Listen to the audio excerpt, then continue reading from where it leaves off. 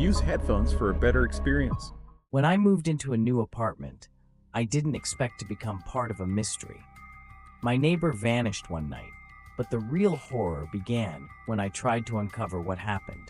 Some doors are better left closed, and some secrets should never be pursued. I had just landed a great deal, a spacious one-bedroom apartment for half the market price. The only catch? It was on the edge of town in an old, crumbling building. But it didn't bother me. Cheap rent was all I needed. The first day went smoothly. The place was quiet, almost too quiet. The only neighbor I noticed was an older man in the apartment directly across from mine. His door was always slightly ajar, and I occasionally caught glimpses of him sitting in a chair, staring out into the hallway. "Good evening," I greeted him once. He didn't respond. He didn't even blink. A few weeks later, I noticed something strange. The old man's door, which was always ajar, was now fully closed. Days passed, and I didn't hear a sound from his apartment. No footsteps, no television, nothing. One evening, I asked the landlord about him. "Oh, Mr. Graves?" the landlord said, shrugging. "He's been here forever, keeps to himself. But if he's quiet, that's normal for him." Still, something didn't sit right with me. A week later, I came home late from work and saw a faint light seeping out from under Mr. Graves' door. It was odd, like a soft, pulsing glow. My curiosity got the better of me, and I knocked. The door creaked open. "Hello?" I called out, stepping inside cautiously. The apartment was eerily neat. Everything looked untouched, except for a small wooden table in the center of the room. On it was a single, flickering candle and an old leather-bound journal.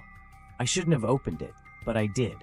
The entries were erratic, describing whispers, shadows, and something called the door beyond. One entry caught my attention. It calls to me at night. The knocking doesn't stop. If I open it, I know I won't return. But how much longer can I resist? I felt a chill run down my spine. That night, I couldn't sleep. Around 3 a.m., I woke to a faint knock. Knock. Knock. It wasn't from my door. It was coming from Mr. Graves' apartment, but I knew he wasn't there.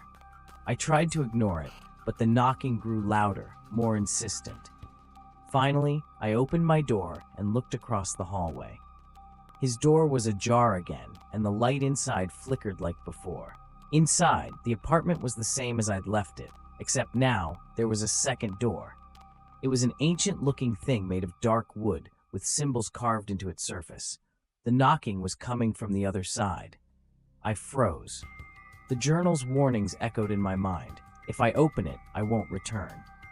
Against every instinct, I reached for the door. As my hand touched the handle, the knocking stopped. I opened it.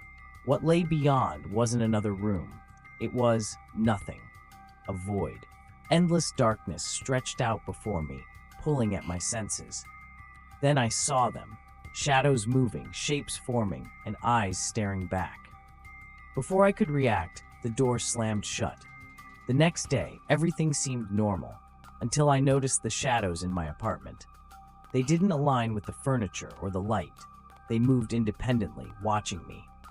The knocking started again that night, but this time it came from my own walls. Desperate, I confronted the landlord. "You opened it, didn't you?" he asked, his face pale. "What is it?" I demanded. "It's not a door," he said. "It's a gateway, and now it's attached to you. No matter where you go, it will follow."